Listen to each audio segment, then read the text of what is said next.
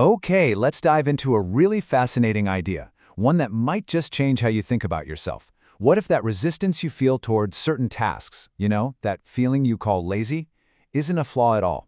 What if it's actually a sign of a highly efficient mind? So let me just ask you this straight up. Have you ever felt lazy? Have you ever looked at a long list of simple, boring to-do items and just felt completely stuck? Well, what we're talking about today suggests a totally different way to look at that feeling. It might not be laziness at all. It could just be a sign that your brain is wired for a completely different kind of work. And this quote just nails it, right?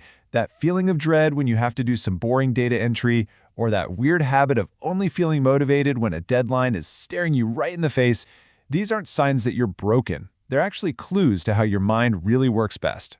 For so long, we've just slapped the lazy label on this kind of behavior. We're told to just have more discipline, to just push through it.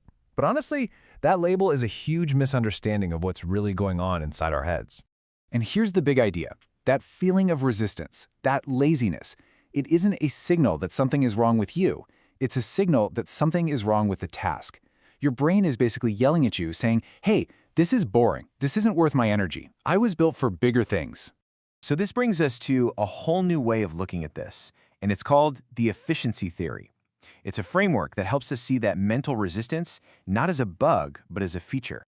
This chart shows the whole problem in a nutshell. On one side, you've got your brain, which is craving things that are complex and new. It wants a puzzle to solve. But on the other side, you have the real world, which often expects us to just act like a machine, grinding away at the same repetitive stuff over and over. That clash, right there, is where all that friction and that lazy feeling comes from. Seriously, think about that for a second. The procrastination you feel isn't a failure of your willpower. Nope.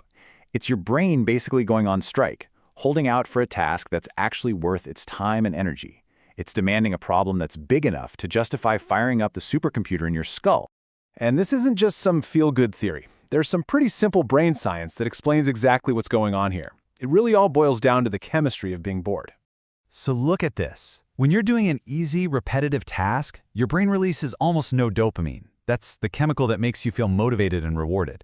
And that's why you feel so bored and drained. But give it a complex, new problem and boom, your brain gets a flood of dopamine.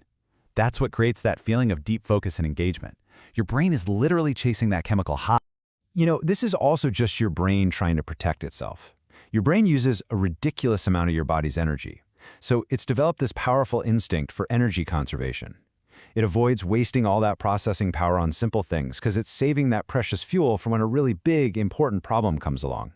It's not lazy, it's just being strategic. So, okay, if you're not built for that slow, steady grind of a marathon, what are you built for? Well, the answer is a totally different kind of race. You're not a marathon runner, you're a sprinter. Just look at the difference here. The marathon mindset is all about that long, steady effort on predictable tasks. But the sprinter mindset, that's you.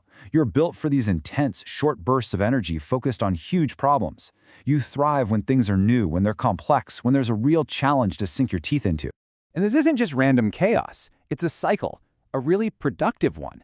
First, you wait. You wait for a problem that actually grabs you, something that feels important. Then, step 2, you obsess. You dive in with this incredible, intense focus. And that leads to step 3, you produce a breakthrough. You solve the thing. And then, and this is so important, step 4, you rest. You recover and recharge for the next big sprint. So what's the takeaway here? It's time to stop fighting against your own nature. Stop trying to force yourself to be a marathon runner if you're not one. It's time to embrace your obsessive mind and realize that this way of working, well, that's your superpower. This is it. This is the core idea. Let this one sink in for a minute. You are built for sprints of obsession, not the marathon of routine. Stop fighting it and start leaning into it. Your best work, your greatest breakthroughs, they're not going to come from slogging through boring tasks. They'll come when you unleash that focused obsession on the right problems. So I'm going to leave you with this final thought. Instead of asking yourself, how can I stop being so lazy? Start asking a much better question. What problem out there is big enough, interesting enough, and important enough to be truly worthy of my obsession? Find that, and I guarantee you, you won't have a motivation problem ever again.